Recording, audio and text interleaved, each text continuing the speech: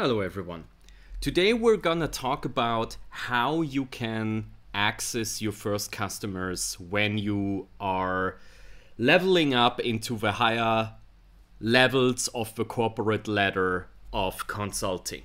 In the higher grades, you will mostly be rated about your ability to win new engagements, new projects with existing customers, and how to win completely new customers within your consulting practice. There might be different situations that will guide you into this situation that you have to focus your knowledge more and more about how to win projects and customers. For example, you might be promoted from a traditional consulting role to a lead consultant or consulting manager. You might switch to another consulting firm where you will start with a higher position of responsibility. Maybe you are moving to another country where it is your responsibility to build a new branch of your firm's office structure. So for example, if you're moving from Europe to the US, it might become your responsibility of work to build a new office of that firm in the US. And now you are asking yourselves, how do I win my first gigs within that area? And this is basically where we start here. At the beginning of your career, your focus should be lying on building a very basic foundation of income. So you want a base of customers that will continuously bring you some form of engagement and revenue income, so that your team has a basic foundation, of engagement, and not that many consultants within your firm are on the bench. That is one of the first things you want to achieve. You want to have a very basic revenue stream income from an existing base of customers. So let's dive into this diagram real quick. At the beginning of your career, there is a pool of potential customers that you might reach within a reasonable period of time. These are all your potential customers, and you can basically divide them into two segments. Customers you currently have access to and customers you currently do not have access to. Let's first focus on the first section. So customers you have inherently directly access to are customers so customers that you have done some work for in the past, or you have networked with them before, maybe on a congress or something like that. So you have a direct point of contact with that particular customer, and you have the ability to continuously reach out to them and keep up the customer contact. There might be other customers that you directly or your team does not yet have access to, but other parts of your consulting firm do have access to. So other teams within your consulting firm do know that customer. They have a direct reference point, a direct point of contact, and it is the possibility for them to engage you about a problem the customer has. So one direct point I want to make here is that there are possible conversions. So you can convert a customer from one area into another area. So let's say, for example, another team in your consulting firm is about data privacy, and you are leading a team that is about SAP ERP software, right? And the customer of this other team has a problem about data privacy within SAP.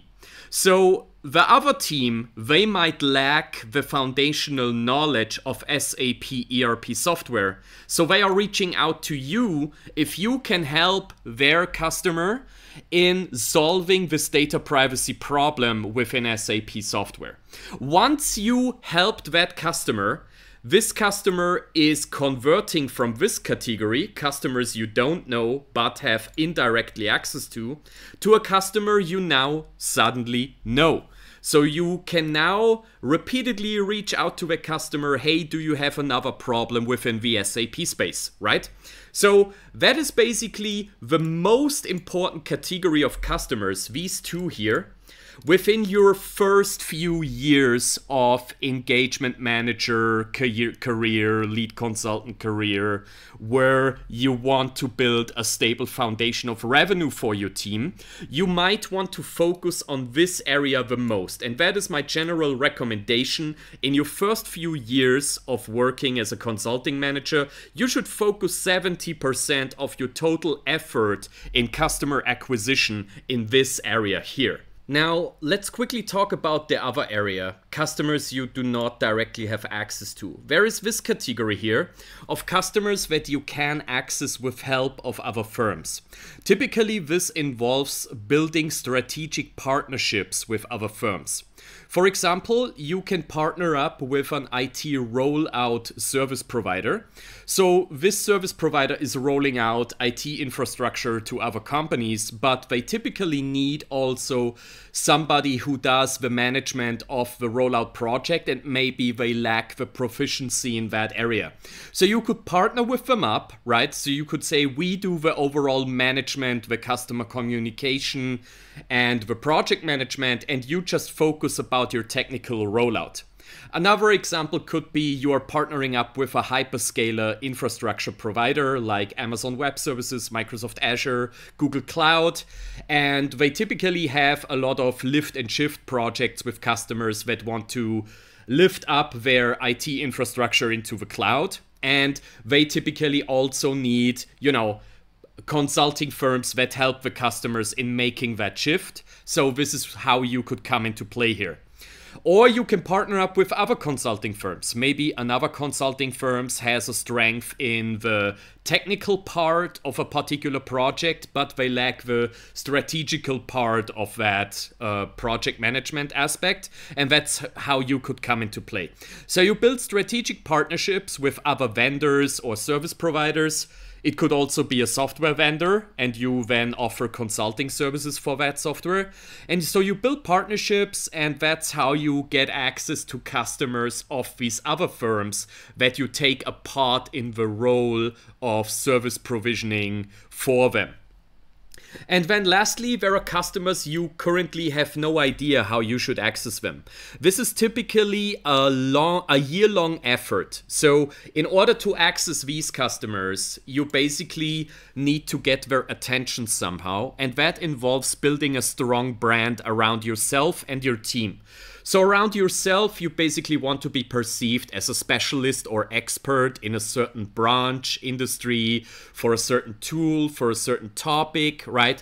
And that might involve, publishing strong articles in renommated papers around the area of expertise that you want to get involved in, building a strong media presence of yourself, for example, on YouTube or via corporate blogs or something like that. You might want to speak in public congresses in that area of expertise.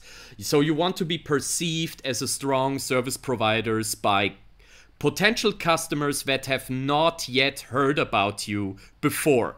And you have to build a framework of, media presences, marketing material, brands that will support that idea, so that new customers will get the idea of, reaching out to you, getting involved with you. So this is a multi-year effort, and at the beginning you will not reap any benefits of this.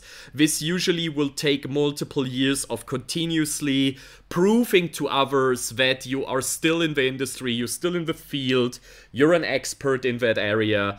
And the stronger the history is that you build of artifacts that prove that you have the proficiency here, the more likely it is that you will reap benefits here. So you should start early in investing some time in this area, but do not expect immediate benefits of this effort here. So when you're investing 70% of your customer acquisition time in this area in the beginning, then you should spend about 30% in these two areas. And between the two, I would split it up like this. Invest 70% in building strong partnerships so you can access customers of other firms in some sort of way. And then the other 30% of this bucket here, you are investing in long-term brand development. So you can at some point access customers that have absolutely no idea yet who you are and what you're doing. So this is how I would split it up, right, at the beginning of your career. So what is everything about? So this area here is about keeping up relationships to customers you already know. This will involve regularly meeting them and building strong relationships to that customer. You want to build a picture within your customer's mind that you are able to continuously provide value to them. They should perceive you as a thought leader that will bring their business area to the next level, and that it is a win-win situation between you two. There should not be the perception that you just want to sell some services to them. Instead, you want to learn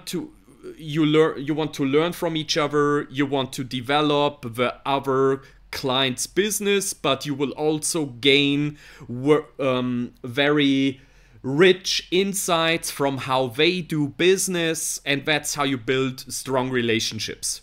This area here is about building a strong internal brand. So you want to market yourself within your own consulting firm. You want to be perceived by other teams as an expert in a certain area. So if a customer of them has a problem in a certain area that you are covering, they will reach out to you and get your help for this customer. This is how you get involved in projects of other teams within the same firm, and you can consistently convert their customers into customers that you know as well. This here is building about strong strategic partnerships with other service providers, software vendors, other consulting firms, right? So this is about strong networking. So you want to actively get involved, with other vendors on congresses. You want to network, understand what they do, and you want to, build up contacts that you can reach out to when you have an idea for a new service.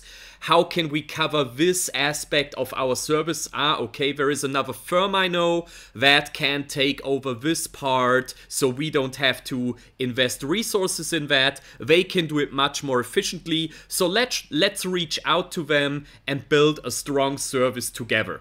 And this here, I already went over it. This is about building a strong external brand, a strong external presence about you and your firm in the public space, right? This is a multi-year effort. Do not expect immediate results from this. Here you have to continuously prove that you are able to deliver value before others will actively reach out to you. That's about it for this video. If this video was helpful to you, consider giving it a like. If you want to get more videos about, this aspect of consulting marketing in the future, subscribe to this channel, because in future videos we will dig deeper into all these different aspect areas here, and I will give you some more ideas how you can, keep up the relationship with existing customers, how you can market yourself internally, etc., etc. Until then, I wish you a very good day. Hopefully I will see you in the next video. Until then, have a good day. Bye bye.